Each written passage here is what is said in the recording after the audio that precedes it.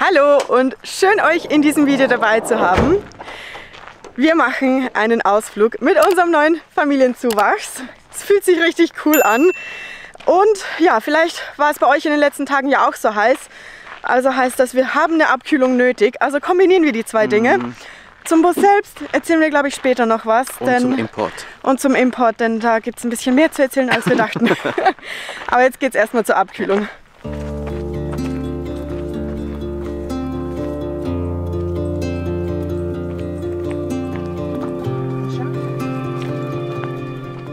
Und hier unten sieht man eigentlich schon, wo wir hinwollen. Es ist ein stillgelegter Steinbruch und da ist das Wasser so richtig klar. Eine Sache, die wir hier in Tschechien so immer wieder ein bisschen vermissen, weil der Untergrund halt immer so schlammig ist, sieht das Wasser auch so braun aus.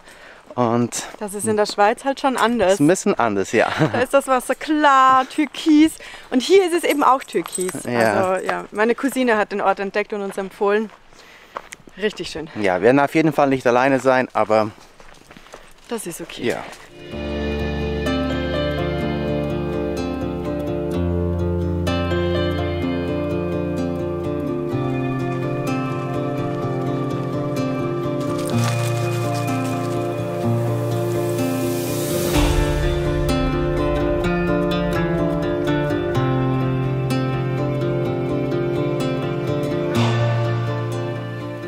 Und auch heute ist Baxi mit uns dabei. Der kennt den Weg am besten, der läuft immer voraus und weiß, was durchgeht. Obwohl, wahrscheinlich ist das mehr für seine Größe gedacht, weil hier ist einfach, ouch, alles ein bisschen kleiner und enger. Also eigentlich ist es nicht zu vergleichen, aber es erinnert mich trotzdem an dieses Bushwhacking im Denali in Alaska, nicht? Da war es auch so, ja gut, da war es schlimmer, Ja. aber man muss es sich auf jeden Fall verdienen, diesen Steinbruch. Ja, auf jeden Fall.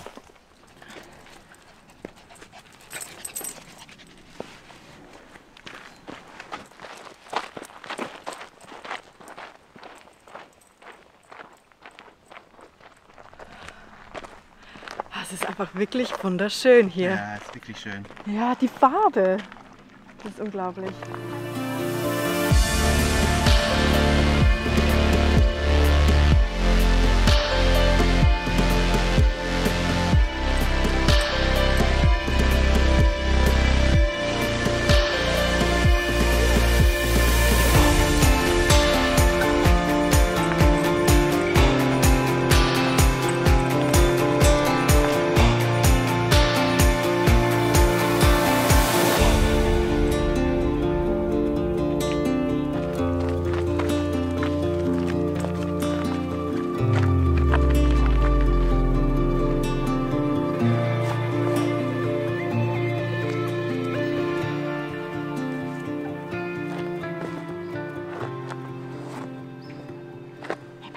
Es ist einfach so friedlich hier. Seit wir in Europa sind, vermissen wir das, oder? So ein Ja, bisschen. ein bisschen schon. Ja. Und hier. Hund zählt auch als Natur, finde ich. Der darf bellen. Nein, ist wirklich richtig friedlich.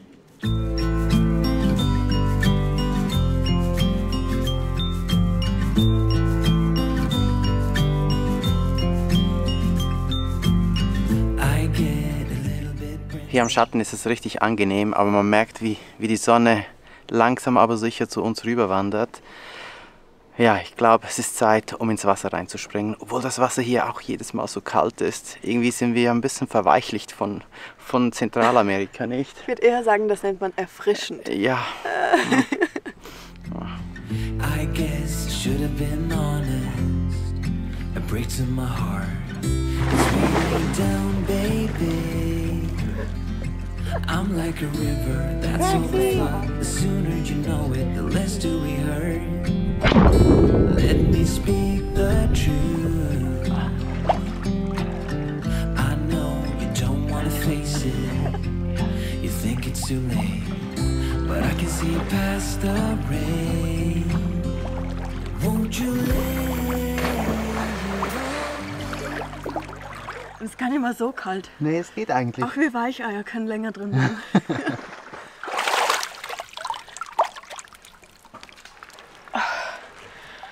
So schön.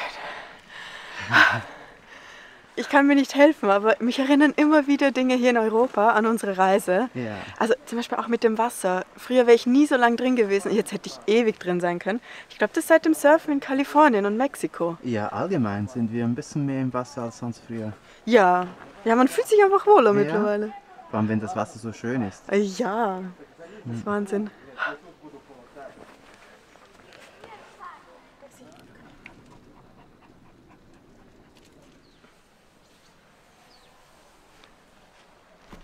Wir hatten ja das Gefühl, wenn wir nach Europa kommen, wird es total verregnet. So klang es zumindest am Anfang. Aber Das für uns... Gegenteil ist es. Also es ist Ja. so warm gefühlt wie nie. Ja, schreibt doch unten in die Kommentare rein, wie euer Sommer war. Ob er verregnet oder doch eben heiß und sehr sonnig war. Ja, ein paar Fakten wollen wir euch aber trotzdem noch erwähnen zu diesem Steinbruch. Denn das türkisblaue Wasser, das kommt natürlich nicht von irgendwo, sondern das ist der Kalk, der in diesem Stein enthalten ist und dafür verantwortlich ist. Also ja, ganz getreu unserer Art. Ein paar Fakten. Jetzt gehen wir aber zurück zum Bus. Dieser Ort ist einfach magisch. Wir sind so gerne da, der hat einfach so eine gute Stimmung. Und vielleicht ist euch noch etwas aufgefallen, das wir da auch mit hatten, denn seit 3 Jahren, seit wir reisen, kommen wir nicht ohne die Reisehandtücher von Valleys & Hills aus. Valleys & Hills ist ein junges deutsches Unternehmen, das von Christina und Andreas gegründet wurde, mit dem Ziel, nachhaltige Camping- und Vanlife-Produkte zu entwickeln. Und das ist ihnen auf jeden Fall gelungen, nicht nur mit den Reisehandtüchern, aber die Reisehandtücher Linea sind auf jeden Fall eine tolle Alternative zu den Mikrofaserhandtüchern. Sie bestehen zu 100% aus Bio-Baumwolle, kommen komplett ohne Plastik aus und sie fühlen sich so viel angenehmer an auf der Haut. Sie trocknen aber nicht weniger schnell, im Gegenteil. Ich finde, sie trocknen sehr schnell und sind auch super praktisch mitzunehmen, denn mit dem Gummiband kann man sie einfach zusammenbinden und einpacken. Diejenigen von euch, die uns schon länger auf der Reise begleiten, wissen, dass wir seit fast Anbeginn der Reise eigentlich immer mit Valleys & Hills unterwegs sind.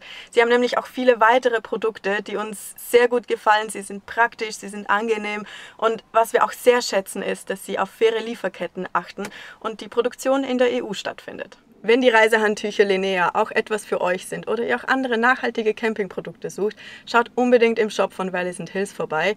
Und wir haben auch wieder einen Rabattcode für euch. Mit Chirpy5 erhält ihr 5 € Rabatt auf den gesamten Warenkorb, aber nur bis zum 13. Oktober. Verpasst es also nicht.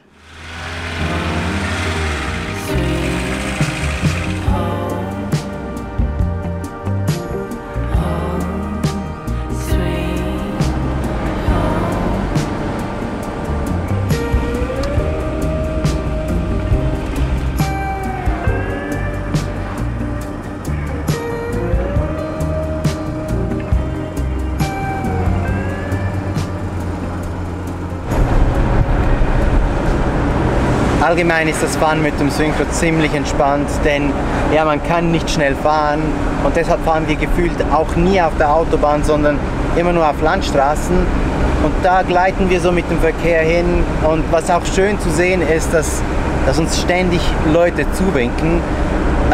Ja, das Fahrzeug gab es dazu mal, als es rauskam, hier in Tschechien nicht. Für viele ist es ja ein bisschen unikat. Und wir haben aber trotzdem schon bis jetzt 2 Kaufangebote bekommen, als wir beim TÜV waren. Und wir haben das Fahrzeug 2 Wochen oder so? Ja, also noch nicht lange. Noch nicht lange. Ja, vielleicht. Und es ist schon schön zu sehen, wie auch die Leute Freude an dem Fahrzeug haben, nicht nur wir, oder?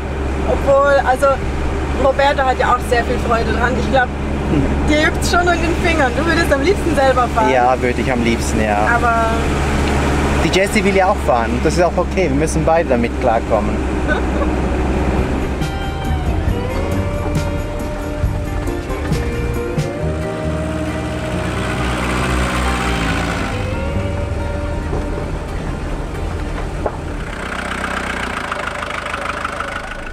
so, ich würde sagen, das ist der letzte Schattenplatz, den wir finden konnten und wir sind angekommen.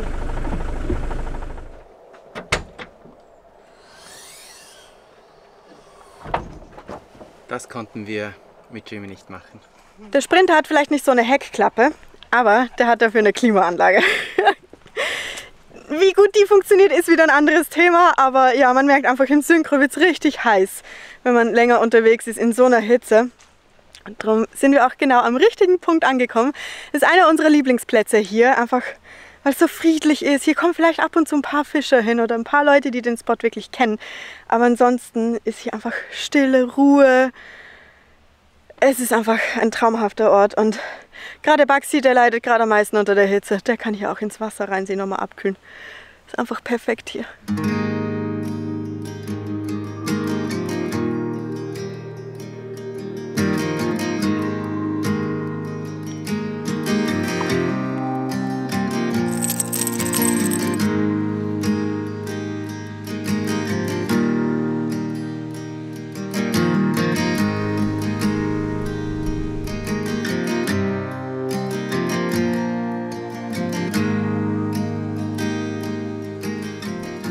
Ah ja, Roberta hat schon den Bettmodus fertig gemacht.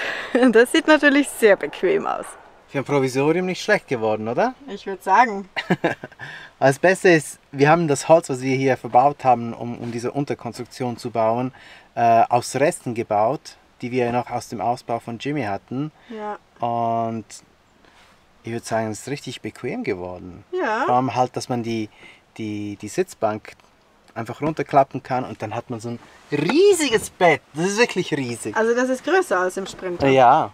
Ja. Und wir könnten gleich ein paar Tage wegfahren, Ja, oder? eigentlich war das ja der Plan, dass wir noch ein paar Tage wegfahren. Aber ja, da gab es ein paar Probleme mit dem Import des Fahrzeugs. Und unsere Ausfuhrkennzeichen, die sind nur noch bis heute gültig. Also können wir nirgends hin, bis wir die neuen tschechischen Kennzeichen haben. Also der aktuelle Status ist jetzt, dass wir alle Papiere bei der Zulassungsbehörde eingereicht haben und sie uns innerhalb einer Woche, theoretisch, die Kennzeichen geben sollten. Wir sind mittlerweile nur sehr vorsichtig optimistisch, dass das klappt, weil wir dachten ja schon mal, dass es gut läuft und dann wurde es nochmal komplizierter.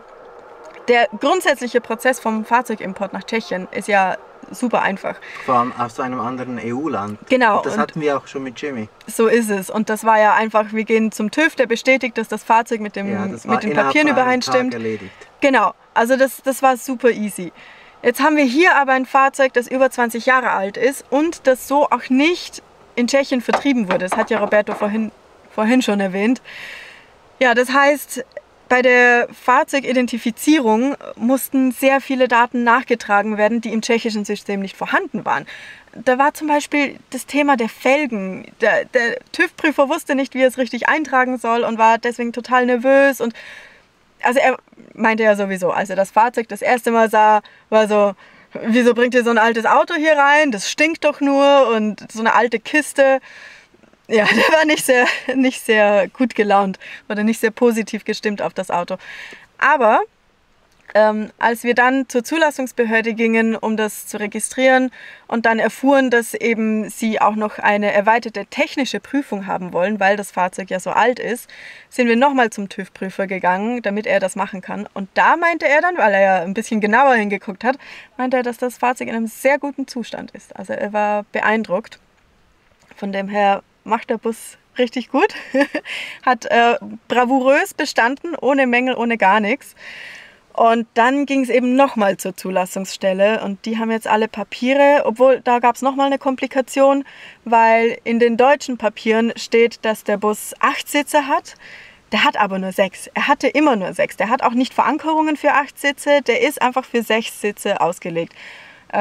Und ja, die Zulassungsbehörde wollte aber irgendein Papier, irgendein Dokument, irgendetwas, was bestätigt, dass dieser Bus nur 6 hat, weil ansonsten würden sie sich natürlich an die deutschen Papiere anlehnen. Obwohl der Herr vom TÜV das eigentlich auch so im System eingetragen hat. Genau, er hat bestätigt, es sind 6 Sitze, ja. Der Bus ist so drauf ausgelegt, aber eben die deutschen Papiere. Ja, und das heißt, wir mussten bei Volkswagen Importeur in Tschechien, bei dem nochmal anrufen. Der war zum Glück total freundlich und der hat uns das sofort ausgestellt. In 10 Minuten hatten wir es, der hat es der Behörde übermittelt. Und damit sind wir jetzt hoffentlich eben auf dem richtigen Weg mit dem Prozess. Wir werden es rausfinden. Wir müssen in ein paar Tagen nochmal hin, um was zu unterschreiben. Und da erfahren wir dann, ob es wirklich klappt. Also drückt uns die Daumen. Für uns war von Anfang an klar, dass wir hier eine richtig gute Basis haben. Nachdem wir das Fahrzeug bei Steffi und Max gesehen haben und mit ihnen gesprochen haben und sie uns gezeigt haben, was alles noch gemacht werden muss, wussten wir, ja klar, es gibt noch vieles zu tun, aber grundsätzlich die Grundstruktur, die passt. Also das Fahrzeug ist in einem guten Zustand und das haben wir auch gemerkt, als wir von Bayern nach Prag gefahren sind. Das waren auch über 500 Kilometer, wir sind alles Landstraßen gefahren und wir hatten kein einziges Problem. Das Fahrzeug lief und ja, das hat uns richtig Freude gemacht und auch jetzt, bevor wir zum TÜV gefahren sind hier in Tschechien, habe ich das Fahrzeug komplett nochmals poliert. War eine riesige Arbeit, um das zu machen, aber das Resultat unglaublich. Also wenn man denkt, dass das Fahrzeug 20 Jahre lang in einer Scheune war, die Farbe war ja komplett matt. Also ich hätte niemals gedacht, dass so ein Glanz rauskommen kann, wenn man das poliert. Ja, ich muss sagen, wir sind richtig froh und wir überlegen uns auch, ob wir die Farbe überhaupt wechseln sollen oder nicht, ob wir das so lassen sollen, das Blau, denn es hat schon eine richtig coole Farbe. Was meint ihr? Sollen wir das Fahrzeug so belassen oder sollten wir vielleicht doch eine andere Farbe nehmen? Vielleicht habt ihr da eine Idee. Also wir finden die Farbe mittlerweile richtig cool und ja, jetzt abgesehen von dem ganzen Theater mit den Behörden, sind wir richtig froh, das Fahrzeug so zu haben. Und wir freuen uns, dieses Projekt dann in Angriff zu nehmen, wenn wir von der Reise zurück sind. Denn da wird richtig was Geiles draus werden.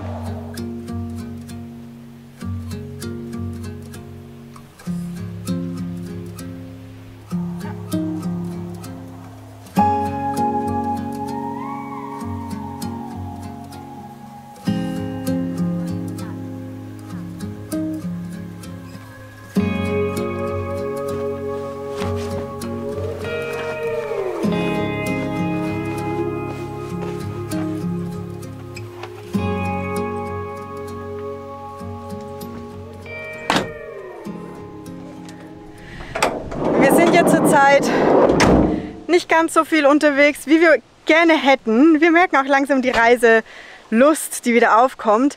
Aber wir haben ja auch Feedback bekommen, dass ihr gerne dabei sein möchtet, was wir so in Europa machen und was hier bei uns so läuft. Von dem her versuchen wir das auch irgendwie zu schaffen. Auch mit Baxi. Auch mit Baxi, wenn möglich. Ja, und außerdem wartet ja Jimmy in Uruguay auf uns. Genau. Es dauert auch gar nicht mehr so lange, bis Nee, wir es sind da ja bald weitergeht. da. Ja. Ja. Von dem her freuen wir uns, wenn ihr uns weiter begleitet und das nächste Mal wieder einschaltet. Vergesst nicht zu abonnieren, wenn ihr es noch nicht getan habt. Sehr gerne. Hinterlasst auch gerne ein Like und Kommentare und dann sehen wir uns hoffentlich bald wieder. Bis dann. Hasta luego. Ciao.